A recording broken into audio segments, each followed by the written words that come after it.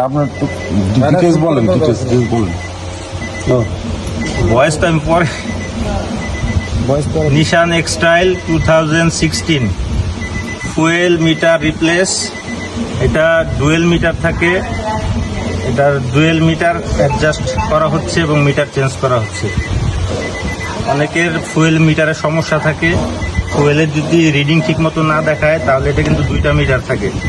এটা দুইটা টাঙ্কিতে দুইটা মিটার থাকে পাশাপাশি।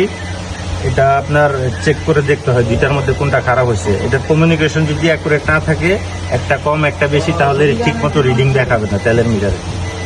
ধন্যবাদ।